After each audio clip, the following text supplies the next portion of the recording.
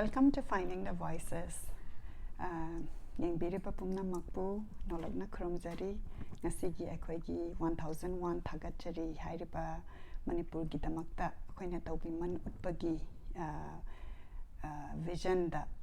Manipur gi 1001 unique people khangkat nabagi damakta akoina participant mayam ka khatjaraga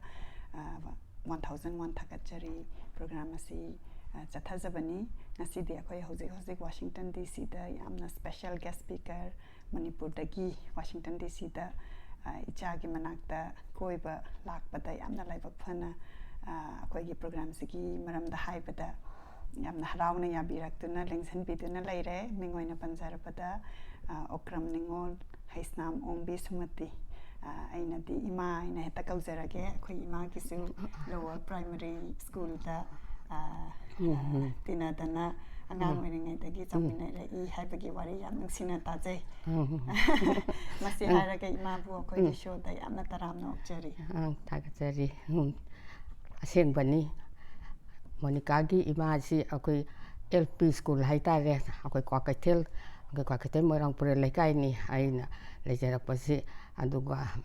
kainotki Monica gi ima sisu Kwakaithel ni akhoi LP school sida taminari ahamba ani suba kaina thaina ki adugi kaino tamita adugi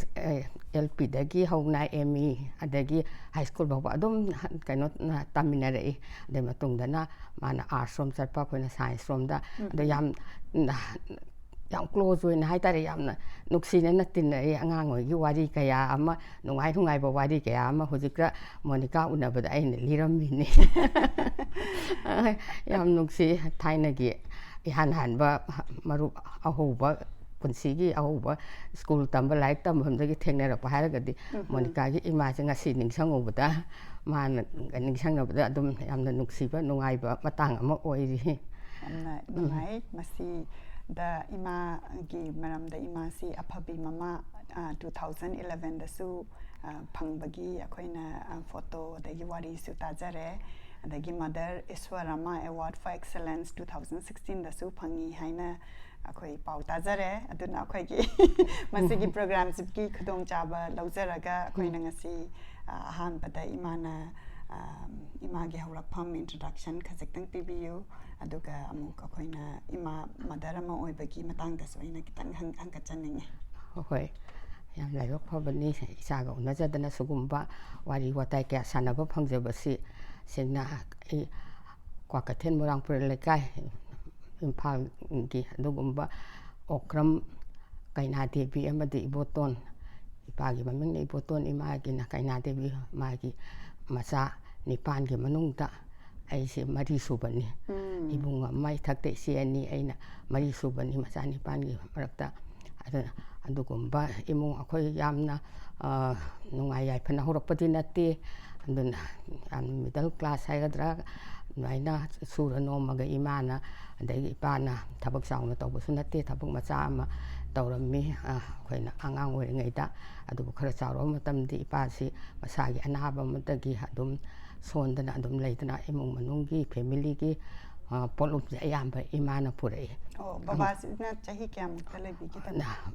kaino si masagi chahi 53 suba matamda aduga mamana chahi kyam suba aina chahi adugi matam sedadi college da BSc first year kare tu 1965 66 aitare okay adui matungda di imana pura responsibility do lauraga angang pan khale adai lairingai matamda su ipaji kuina sondana nadra leiba maramna imana family si ayamba pui ima si tasengnadi Thauban district dagi haitare adudagi ningolni Thauban gi wangmataba koijam ningolni aduga mangna adugumba imung sigi bahara puna bohona basidai sasu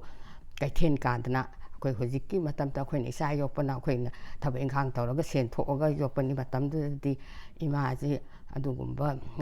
thaba inkhang tawba natabani kaithen karaga khoi mayamji honarakpani imaji asuki wana khoibu honabirei man machajing adubu imana haibiba khoidane nakoina lairik putamdingadi imana migi minai oirasu noibung abangai honagani haibi imagi wa si hojik ngasi bawba kautri ima sina asugi mati akhoi masi ibung khwai nupana ahan ni ibung ni adin isi ani ni aduna ibung su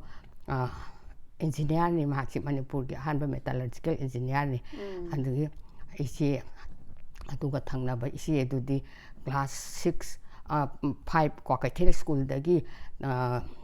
DG da Tamhasna da hongani Kwaikaithel da kaino tawraroi hai adugi da maasi aduda chatpa khopa madugi akhoi makha da machinmanau mayam dugi honaba imagi mateng pamdi isi ji lairik yauna tamba ngamkhite aduga atai akhoi mayam de adum sacrifice sacrifice tawi isi sina younger siblings mayam dugi honaba da aduna ibung sina engineering tamba chatpa matam da bu isi zu yauna mateng pang bajani adum thaina gi matam dugi phisalon sa taw basi masi tawi ba isi yam nuksi isi su ima dongna dong khali khoina atumaina tawtun hauri adu ima sina sukimati nomba kalli mana akhoi da pawta kaya pibi na khoi bu ningai malai dana leithokanu ni kaina sum haibado ko noina ungi mathakta hepta leirene aina maithakta netna satli hai ada kari no ima hai si ba hujikta da khoi khang ai akoina nangna bo honna bada yamna kaino tongna awana thi da honna bado adage som angang weidingai da kasu khangdana sana bani khangdi amani khangdi tawthoi moi na haibada su ta boi ta do boi tawdana khoina tawdu yawi adugumbagi magi nangna honna rakpadu tane adu iman hairam bo wahai ka se ngasi baba ningsangi noidi ungi mathakta heptana leirene aina maithakta netna chatli hai lai hai tabi ima ora sumana ngangam ba singse yamna hujikta da khoina atha leirakpa admaina adu mamana hairiba hujiki proverb se ungi mathakta hippaga lai thoe aduga aina maithakta chatle hai se maithakta chatle hai sina yam thuna yangna chapai di nang ai di propok jae kaino tawre aduga noina kaimta khandana lai thoi ka haibe dugum banida madugi sense to adu kono bhap tar pagi wane ba unda hi paisa adum ingna laire dana adu noidi unge matakte hip laire ne ai di khudi thibana pothaba oire ka hai hai di thabak se asu ke matik sen banina aduna pothaba oire hai ningsang ga ima se yam nuksi aduna kaithen ka dana khwaram kaithen ka ri ningol chakobagi matam se ima se insang na pi yom bani aduna ne thaina khwaram kaithen di pung mapan tara da ka kuma pa yawe ba adu khoi ima la kani na ngai ni ima la ga kai ke sapot le ka ne na du ga adaida sako bom batang ka si da ni akhoi gi kari hawai chawai ka se bora makha purak chani kana tor adu kho ga he mu yon dori ba ima na hujiki kaithen da yon basi insang na pi oina yon adu che sina phisalon cha tawra ga pi do mu yon ba yon ba okay adu mai na ise na su imung gi kaino da yam pang ai adu gum basi ning sangu ba da ima se adagi no na basi akhoi su isor na tambai ga dra akhoi na mi ba hei du ti adum mayam gi marak da adum ten bangam na ba kaino tong na ba dum lai adumai na taw basina akoi ibung ahan su larik yam phai hai tare ma de mama akoi mana su hai aduna larik yam phana pom seng na yam phana hawi na adagi ibung se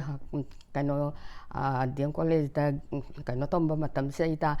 college ka ba matam se da ko cycle ka tuong ba cycle mo kaino to bang abda ma khong da dum sale cycle ibung se chan to ko aduna kaino ai hai ra mi thai na di ai yaura kan da di akoi mama manara kana kaino tawdana laibi dana admai tawdana ka tawi aduna ai thaina gi ai hai tu da su Manipur gi oina akoi ibunga dagi hojing na waja IS khai tiam kaina chemistry ki thaina akoi Manipur University bi si ga so eram base my classmate ni ai se da su ibung se Manipur Guwahati University makha de or Manipur and mo any past time nei kain tai akoi adumai na khangki adagi ai matam du da di training chat pa khok gi adugum ba gi tawba ngamna ba si yamna chatning ba doctor pamba engineer nan sing ba sing ji chatning ba se ngamda da na chat ki de BSc bo chemistry honors lauraga tammi adu so da IS khai dem ga ma khoi dem college han ba chemistry honors ki base ni ka hai adugi ꯀꯩꯅꯣ ꯂꯣꯏꯔꯕ ꯃꯇꯨꯡꯁꯦ ꯊꯥꯕꯗ ꯃꯥꯁꯦ engineering ꯁꯦꯂꯦꯛꯁꯟꯁꯨ ꯄꯤꯔꯛꯄ ꯑꯗꯩ ꯗꯣꯛꯇꯔꯗꯤ ꯌꯥꯝ ꯄꯥꯝꯕ ꯏꯃꯥꯅ ꯑꯗꯨ ꯑꯣꯏꯔꯒꯁꯨ ꯏꯟꯖꯤꯅꯤꯌꯥꯔꯤꯡ ꯁꯦꯂꯦꯛꯁꯟꯁꯦ ꯄꯤꯔꯛꯄꯗ ꯑꯗꯨ ꯇꯝꯍꯜꯂꯁꯤ ꯍꯥꯏꯗꯅꯅꯦ ꯃꯌꯥꯝ ꯑꯩꯈꯣꯏ ꯃꯥꯝꯃ ꯑꯃꯅꯁꯨ ꯃꯇꯦꯡ ꯄꯥꯡꯕꯤ ꯑꯩꯈꯣꯏ ꯂꯩꯀꯥꯏꯒꯤ ꯏꯅꯦꯒꯤ ꯃꯆꯥꯁꯤꯡꯅꯀꯥꯁꯨ ꯄꯥꯡꯉꯒ ꯑꯗꯨꯃꯥꯏꯅ ꯇꯧꯗꯅ ꯑꯩꯈꯣꯏꯒꯤ ꯋꯦꯁ ꯕꯦꯡꯒꯣꯜꯒꯤ ꯁꯤꯔꯄꯨꯔ ꯏꯟꯖꯤꯅꯤꯌꯥꯔꯤꯡ ꯀꯣꯂꯦꯖꯁꯤꯗꯩꯗ ꯇꯝꯃꯤ ꯑꯗꯨ ꯃꯤꯡ ꯆꯜꯂꯕ ꯃꯇꯨꯡꯗ ꯃꯦꯗꯤꯀꯦꯜꯒꯤꯁꯦ ꯑꯃꯨꯛ ꯈꯜꯂꯛꯑꯕ ꯃꯦꯗꯤꯀꯦꯜꯁꯤꯗꯤ ꯌꯥꯝ ꯄꯥꯝꯕꯁꯤꯗ ꯑꯗꯨꯒꯤ ꯃꯤꯡ ꯆꯟꯕꯗꯁꯨ ꯋꯥꯅ ꯍꯣꯠꯅꯗ ꯆꯟꯈꯤꯕꯅꯤ ꯑꯗꯨ ꯇꯣꯛꯊꯣꯛꯑꯒ ꯑꯃꯨꯛ ꯇꯧꯕꯗꯨ ꯉꯝꯗꯗꯅ ꯄꯥꯝꯅꯗꯤ ꯇꯣꯛꯈꯤꯕ ꯏꯃꯥꯅ ꯑꯗꯨꯃꯥꯏꯅ ꯇꯧꯋꯤ ꯏꯃꯥꯅ ꯍꯣꯠꯅꯔꯛꯄꯁꯤ ꯑꯗꯒꯤ ꯃꯊꯪ ꯑꯩꯈꯣꯏꯁꯨ ꯏꯕꯨꯡꯅ ꯈꯤꯇꯪ ꯀꯩꯅꯣ ꯇꯧꯔꯀꯥꯟꯗꯗꯤ ꯃꯥ ꯏꯟꯖꯤꯅꯤꯌꯥꯔꯤꯡꯁꯤ ꯂꯣꯏꯔ ꯃꯇꯨꯡꯗꯗꯤ ꯑꯩꯈꯣꯏꯅ BSc ꯂꯣꯏꯕ ꯃꯇꯝꯗꯗꯤ ꯊꯕꯛ ꯇꯧꯔꯦ ꯑꯗꯩ ꯊꯕꯛ ꯇꯧꯔꯀꯥꯟꯁꯤꯗꯗꯤ ꯑꯗꯨꯝ ꯄꯩꯁꯥ ꯅꯨꯡꯁꯥ ꯏꯃꯨꯡꯒꯤ ꯃꯇꯦꯡꯁꯤ ꯏꯕꯨꯡꯁꯤꯅ ꯑꯗꯨꯝ ꯃꯃꯥꯅ BSc ꯂꯣꯏꯔꯒ ꯀꯔꯤ ꯑꯣꯏꯅ ꯇꯧꯕꯤꯕ BSc ꯑꯩꯈꯣꯏꯅ BSc ꯂꯣꯏꯗ꯭ꯔꯤꯉꯩ ꯀꯩꯅꯣ ꯇꯧꯔꯛꯄ ꯃꯇꯝꯗꯅꯦ ꯑꯗꯨꯝ ꯕꯦꯡꯒꯣꯜ ꯏꯟꯖꯤꯅꯤꯌꯥꯔꯤꯡ ꯀꯣꯂꯦꯖꯗ ꯃꯦꯇꯂꯔꯖꯤꯒꯤ ꯑꯣꯏꯅ ꯑꯗꯨꯝ ꯑꯩꯈꯣꯏ ꯏꯕꯨꯡꯁꯤ ꯊꯕꯛ ꯇꯧꯈ꯭ꯔꯦꯕꯀꯣ ꯑꯗꯨꯅ ꯄꯩꯁꯥꯒ ꯈꯔ ꯑꯗꯨꯝ ꯊꯥꯗꯣꯔꯛꯑꯦ ꯌꯨꯝꯗ ꯑꯗꯩ ꯃꯥꯅ ꯑꯩꯈꯣꯏꯒꯤ ꯃꯇꯦꯡ ꯄꯥꯡꯉꯛꯑꯦ ꯑꯗꯩ ꯑꯩꯒꯤ ꯍꯦꯛ ꯊꯪꯅꯕ ꯏꯆꯦꯁꯤꯁꯨ ꯃꯥꯁꯨ ꯒꯨꯋꯥꯍꯥꯇꯤꯗ ꯃꯥꯅ ꯍꯥꯟꯅ ꯑꯩꯉꯣꯟꯗ ꯆꯍꯤ ꯑꯃ ꯍꯥꯟꯅ ꯃꯥꯁꯨ MA ꯇꯝꯈ꯭ꯔꯕ ꯑꯗꯩ ꯑꯩꯒꯤ ꯃꯊꯪꯁꯤꯗꯩꯗ ꯑꯩꯁꯨ ꯑꯃꯨꯛ ꯇꯝꯒꯦ ꯍꯥꯏꯕꯁꯤ ꯀꯩꯅꯣ ꯏꯕꯨꯡꯁꯤꯅ ꯅꯕꯥꯅꯤꯃꯛ ꯊꯥꯕꯁꯤꯕꯨ ꯑꯩꯕꯨ ꯉꯝꯒꯗ꯭ꯔꯅꯦꯒ ꯍꯥꯏꯗꯅ ꯑꯩꯅ ꯑꯩꯈꯣꯏꯗꯤ ꯀꯩꯅꯣ ꯑꯣꯅꯔꯁ ꯁꯩꯗꯨ ꯐꯪꯉꯗꯤ ꯒꯨꯋꯥꯍꯥꯇꯤꯗ ꯃꯤꯡ ꯆꯟꯕꯁꯦ ꯑꯗꯨꯝ ꯑꯣꯇꯣꯃꯦꯇꯤꯀꯦꯂꯤ ꯐꯪꯉꯦꯕꯀꯣ ꯑꯩ ꯗꯤ ꯀꯣꯂꯦꯖꯇ ꯕꯣꯠꯅꯤ ꯑꯣꯅꯔꯁꯅꯤ ꯑꯗ ꯁꯤꯗꯤ ꯇꯝꯒꯦ ꯇꯥꯆꯧ ꯄꯩꯁꯥ ꯌꯥꯝ ꯊꯥꯗ꯭ꯔꯁꯨ ꯌꯥꯅꯤ ꯀꯥꯏꯅ ꯑꯩꯈꯣꯏ ꯁꯨꯝ ꯂꯩꯗꯅ ꯑꯩꯈꯣꯏ ꯌꯥꯝ ꯅꯤꯡꯁꯤꯡꯉꯨꯕꯗ ꯍꯧꯖꯤꯛꯇꯗꯤ ꯑꯩꯈꯣꯏꯅ ꯆꯥꯁꯤꯡ ꯀꯩꯁꯤꯡ ꯂꯣꯏꯅꯕꯨ ꯀꯩꯅꯣ ꯇꯧꯔꯗꯤ ꯑꯩꯈꯣꯏ ꯇꯧꯅꯤ ꯍꯥꯏꯕ ꯑꯃ ꯂꯩ ꯑꯗ ꯑꯗꯨꯃꯥꯏꯅ ꯇꯧꯗꯅ ꯍꯣꯏꯅ ꯑꯗꯨꯃꯥꯏꯅ ꯏꯕꯨꯡꯒꯤꯁꯨ ꯃꯇꯦꯡ ꯑꯗꯨꯝ ꯃꯇꯦꯡ ꯆꯥꯎꯅ ꯂꯧꯕꯤꯔꯛꯑꯦ ꯍꯥꯏꯇꯥꯔꯦ ꯑꯗꯒꯤ ꯏꯃꯥꯅꯁꯨ ꯍꯣꯠꯅꯔꯛꯄ ꯃꯌꯥ ꯑꯗꯒꯤ ꯑꯩꯈꯣꯏ ꯏꯕꯨꯡꯅ ꯇꯣꯂꯣꯞ ꯆꯥꯔꯀꯥꯟꯗ ꯏꯃꯥꯁꯨ ꯈꯔ ꯅꯨꯡꯉꯥꯏꯖꯔꯦ ꯃꯥ ꯀꯩꯊꯦꯜ ꯀꯥꯕꯒ ꯇꯣꯛꯑꯦ ꯏꯃꯥ ꯀꯩꯊꯦꯜ ꯀꯥꯔꯅꯨ ꯍꯥꯏꯗꯅ ꯇꯣꯛꯑꯦ ꯑꯗꯒꯤ ꯏꯃꯥꯅ ꯑꯩꯈꯣꯏꯒꯤ ꯃꯅꯤ ꯑꯣꯔꯗꯔ ꯑꯩꯅ ꯄꯩꯁా ꯊꯥꯔꯛꯄꯁꯤ ꯊꯥꯏꯅ ꯇꯥꯆꯧꯅ ꯊꯥꯔꯛꯀꯗꯣꯏꯅꯤꯀꯣ ꯑꯗ ꯊꯥꯔꯛꯄꯁꯤꯗꯅꯦ ꯃꯩ ꯁꯣꯏ ꯇꯧꯕꯁꯤꯗ ꯈꯨꯕꯤ ꯁꯣꯏ ꯂꯥꯏꯔꯤꯛ ꯍꯩꯇꯕꯅꯤꯅ ꯇꯧꯋꯦꯕꯀꯣ ꯑꯗꯩꯗꯤ ꯏꯃꯥꯅ ꯏꯆꯥ ꯏꯟꯖꯤꯅꯤꯌꯥꯔ ꯑꯣꯏꯔꯒ ꯑꯩ ꯁꯣꯏ ꯇꯧꯕꯕꯨ ꯍꯩꯇꯕꯗꯤ ꯏꯆꯥꯒꯤ ꯃꯒꯨꯟ ꯃꯥꯡꯉꯤ ꯑꯩ ꯁꯣꯏ ꯇꯧꯕ ꯇꯝꯅꯤ ꯀꯥꯏꯅ ꯏꯃꯥꯅꯅꯦ ꯑꯗ ꯑꯩꯈꯣꯏꯅ ꯇꯥꯛꯑꯒ ꯃꯥꯏ ꯁꯣꯏ ꯇꯧꯕꯁꯦ ꯇꯝꯕꯤꯗꯅ ꯁꯣꯏꯒ ꯇꯧꯕꯁꯦ ꯃꯁꯥꯅ ꯁꯣꯏ ꯇꯧꯕꯁꯦ ꯁꯤ ꯇꯧꯈꯤꯌꯦ ꯈꯨꯕꯤ ꯁꯣꯏꯗꯒꯤ ꯏꯃꯥꯁꯦ ꯑꯗꯨꯝ ꯃꯥꯒꯤ ꯋꯤꯜ ꯄꯋꯥꯔ ꯍꯥꯏꯒꯗ꯭ꯔꯥ ꯍꯣꯠꯅꯕ ꯀꯜꯂꯤ ꯑꯗꯨꯝ ꯀꯩꯅꯣ ꯇꯧꯋꯤ ꯑꯗꯨꯅ ꯍꯥꯏꯌꯦ ꯃꯥꯅ ꯑꯗꯨꯅ ꯅꯣꯏ ꯑꯩꯈꯣꯏꯅ ꯂꯥꯏꯔꯤꯛ ꯇꯝꯕ ꯄꯩꯈꯥ ꯍꯥꯏꯗꯣꯛꯑꯦ ꯀꯥꯏꯅ ꯑꯩꯈꯣꯏ ꯃꯌꯥꯝꯁꯤ ꯃꯊꯪ ꯉꯝꯃꯦ ꯑꯩꯒꯤ ꯏꯈꯥꯗꯨꯁꯨ ꯑꯩꯈꯣꯏ ꯆꯍꯤ ꯌꯥꯝ ꯈꯟꯅꯗꯦ ꯏꯅꯥꯎꯅꯨꯄꯤꯗꯨ나 ꯃꯥꯁꯤ ꯂꯥꯏꯕ꯭ꯔꯦꯔꯤ ꯁꯥꯏꯟꯁ ꯍꯩꯗꯨꯅꯤ ꯃꯥꯁꯨ ꯑꯗꯒꯤ ꯊꯥꯏꯅ ꯑꯉꯥꯡ ꯑꯣꯏꯔꯤꯉꯩꯒꯤ ꯋꯥꯔꯤꯗꯩꯕ ꯁꯨꯝ ꯃꯇꯝꯗꯤ ꯄꯩꯈꯥ ꯍꯥꯏꯗꯣꯔꯛꯄ ꯃꯇꯝꯁꯦ ꯃꯥꯏ ꯀ꯭ꯂꯥꯁꯇꯨꯒꯤ ꯉꯝꯃꯦ ꯈꯣꯠꯂꯦ ꯃꯤꯡ ꯆꯟꯕ ꯀꯥꯏꯅ ꯑꯃ ꯆꯪꯉꯤꯗꯅꯀꯣ ꯑꯁ ꯍꯣꯏꯅꯦ ꯅꯨꯡꯉꯥꯏꯔꯦꯅꯦ ꯌꯥꯝ ꯅꯨꯡꯗꯤ ꯅꯨꯡꯉꯥꯏꯔꯦꯕꯨ ꯑꯩꯉꯣꯟꯗꯗꯤ ꯑꯋꯥꯕ ꯑꯃꯁꯨ ꯑꯣꯏꯔꯤꯅꯦ ꯀꯥꯏꯅ ꯏꯃꯥꯅꯁꯨ ꯑꯃꯨꯛ ꯍꯥꯏꯔꯛꯄꯣꯅꯤꯀꯣ ꯅꯤꯡꯁꯤꯡꯉꯛꯏꯕ ꯃꯥꯅ ꯄꯩꯁꯥ ꯑꯗꯨꯅ ꯏꯃꯥꯅ ꯊꯥꯏꯅꯒꯤ ꯃꯇꯝꯗꯨꯗ ꯑꯩꯈꯣꯏꯒꯤ ꯌꯨꯝꯁꯤ ꯑꯃ ꯑꯩꯈꯣꯏꯒꯤ ꯏꯅ ꯀꯨꯞꯄ ꯌꯨꯝ ꯑꯃꯗ ꯂꯩꯔꯝꯃꯦꯕꯀꯣ ꯑꯗꯩꯗ ꯀꯩꯅꯣꯁꯤ ꯑꯩꯈꯣꯏꯒꯤ ꯃꯈꯣꯡꯁꯨ ꯋꯥꯅ ꯑꯣꯏꯕꯒꯁꯨ ꯌꯥꯎꯋꯦꯕꯀꯣ ꯑꯗꯣ ꯋꯥꯒꯤ ꯃꯇꯥꯡꯁꯤꯗꯅꯦ ꯍꯨꯠꯂꯒꯅꯦ ꯏꯃꯥ ꯁꯦꯝꯐꯨ ꯑꯗꯨ ꯁꯦꯝꯖꯥꯠꯅꯤ ꯁꯦꯝꯕ ꯑꯗꯨ ꯃꯥꯗꯤ ꯑꯗꯨꯝ ꯊꯥꯗꯖꯥꯠꯅꯦꯕ ꯁꯤꯁꯨ ꯑꯩꯈꯣꯏ ꯍꯧꯖꯤꯛ ꯁꯝ ꯀꯥꯏꯅ ꯑꯩꯈꯣꯏꯅ ꯑꯦꯀꯥꯎꯟꯗ ꯍꯧꯖꯤꯛ ꯕꯦꯡꯛꯇ ꯀꯩꯗ ꯊꯝꯕ ꯁꯨꯝ ꯍꯧꯖꯤꯛꯀꯤ ꯃꯇꯝꯗꯅ ꯑꯗꯨ ꯇꯧꯕꯗꯣ ꯑꯗꯨꯁꯨ ꯁꯦꯚꯤꯡꯁ ꯃꯈꯜ ꯑꯃ ꯅꯠꯇ꯭ꯔꯥ ꯑꯗꯨꯃꯥꯏꯅꯅꯦ ꯀꯩꯅꯣꯁꯤꯗꯩꯗ ꯀꯩꯅꯣ ꯎꯇꯣꯡꯁꯦ ꯋꯥꯒꯤ ꯃꯇꯥꯡꯁꯤꯗ ꯃꯥꯗꯤ ꯑꯗꯨꯝ ꯍꯥꯞꯆꯤꯜꯂꯒꯅꯦ ꯑꯗꯨꯒꯨꯝꯕ ꯃꯇꯝꯗꯅꯦ ꯑꯗꯨ ꯀꯥꯏꯊꯣꯛꯑꯒ ꯄꯩꯁꯥꯗꯣ ꯑꯗꯨꯒ ꯁꯤꯖꯤꯟꯅꯕ ꯀꯥꯇꯣ ꯁꯨꯝ ꯅꯤꯡꯁꯤꯡꯉꯛꯄꯗꯅꯦ ꯏꯃꯥꯁꯦ ꯌꯥꯝ ꯅꯨꯡꯁꯤꯖꯥꯠꯅꯤ ꯃꯥꯒꯤ ꯀꯩꯅꯣꯁꯤ ꯋꯥꯈꯜꯂꯣꯟꯁꯦ ꯂꯥꯏꯔꯤꯛ ꯍꯩꯖꯗ꯭ꯔꯒꯁꯨ ꯑꯗꯨꯃꯥꯏꯅ ꯇꯧꯋꯤ ꯑꯗꯨꯃꯥꯏꯅ ꯃꯊꯪ ꯑꯗꯒꯤꯗꯤ ꯑꯩꯈꯣꯏ MSc ꯂꯣꯏꯔꯦ ꯑꯗꯩ ꯑꯩ ꯍꯥꯌꯔ ꯁꯦꯀꯦꯟꯗꯔꯤ ꯑꯃꯗ ꯍꯥꯟꯅ ꯆꯪꯉꯤ ꯊꯧꯕꯥꯜꯒꯤ ꯑꯗꯨꯒꯤ ꯃꯊꯪꯗ ꯕꯤꯁꯦꯝꯄꯨꯔ ꯍꯥꯌꯔ ꯁꯦꯀꯦꯟꯗꯔꯤꯗ ꯑꯃꯨꯛ ꯑꯣꯏꯔꯦ ꯑꯗꯒꯤ 1972ꯗꯒꯤ ꯆꯪꯕꯅꯤ ꯑꯗ 1974ꯗꯅ ꯑꯩ ꯃꯦꯔꯤꯖ ꯇꯧꯔꯦ ꯑꯩꯈꯣꯏꯒꯤ ꯃꯃꯥꯒꯤ ꯃꯦꯔꯤꯖ ꯇꯧꯕꯁꯤꯅ ꯀꯃꯥꯏꯅ ꯇꯧ ꯑꯦꯔꯦꯟꯖ ꯃꯦꯔꯤꯖꯂ ꯂꯚ ꯃꯦꯔꯤꯖꯂ ꯀꯃꯥꯏꯅ ꯇꯧ ꯂꯚ ꯃꯦꯔꯤꯖꯅꯤ ꯃꯃꯥꯁꯤ ꯀꯃꯥꯏꯅ ꯂꯚ ꯃꯦꯔꯤꯖ ꯑꯣꯏꯔꯗꯤ ꯆꯦꯟꯕꯒ ꯇꯧꯔꯦ Kamaina unari baba. Unari. Wari je adum hairage nangamni. Haibi mama. Oh, Bishampur Higher Secondary je dai 1972 da change akoi biology ki lecturer oina. Taina higher secondary da di lecturer je botany tra zoology na biology lecturer oye. Adai da ai je botany ore so moi kaino taw khalle adu da change adu ahamba thawbang gi matam khara substitute oina purambani adu je ki regular kaino da change adu han nei baba higher secondary sta leiram mi moi sina an adu akoina graduate teacher oina leirami haitare to madi masu adum yamna kaino to imung amadagi yamna nungai bai ngai phaba imung dagi nati aduna ma imung gi khwai gi ahal loina bayam pu banina BSc si loiraga MSc tamba bahba dui khudong chaba phangdi hai wadi siboba adagi aduma san like ti thawai yaujaba kaino pamjabanina mapanda satna tamba sungamdramnina akoi Manipur ki law college do adu te law tamme haiba law like oja oina ande ki mayam imung gi suma su burden mayam pudna masibana mana ahanni adu tawno honna da school du atu oja oiraga du ki tolot ne imung manung sijin ba de mana law college ka to khoi ki Manipur ki law college LMS law college no sigle isi sige moi adu matam du da nungdang de tamami hai aduna kaino tawruraga oja oina admai tama ikain hai adugi school da laiminar ne dom khangna re mama wara ubi be ate aina hangjari se koi gi Manipur gi culture da hai pata re ko koi smai na cham na wari sana base kitang akhoi gi reservation ama leidana thok tak chana adai da ina sum akhoi smai na cham na wari sana na raga te tam nungai dana hoi kamai na unai matam du ki dating ga chat pirak pra kamai tawi adudi thoi chatti chatra adum khangna adum school da so adum nukti yu unarabani eni ai ado yang kai hen na kaino su tawti adum mai na ina bra matam du da kamai tawi kam dau ba chithi gumba ina bra kamai na chithi gumba amani di ina re okay matam du da chithi na main anga dani telephone mobile adu ada lai tribanina adum ina re anduga adum kaino su mapam polam nina ha wa ma kari ma ngang dam bagi matam dia adum ino tawi mama na yan na Spotify na taw bidak pagi mai tawi dagi oi imung khoi luhong matung da su moi gi imung su adum mana ahan ni dagi macam badau ma nupa mari nupi ama nupa mangani andagi kaino taw gidre ama di ko na ilai la aba matung da lai khidabani mai taw duna ko 1974 da marriage tawre andagi 75 tana isa nupi hanji poi isa nupi hanji poi 75 ta dagi mathang dana 77 dan amuk second isa nupa poi kaya to hen si poe andagi amu IT dana iton tomba sin angam kawi sanu pian ibemal kawi ado moi sing si adom akoina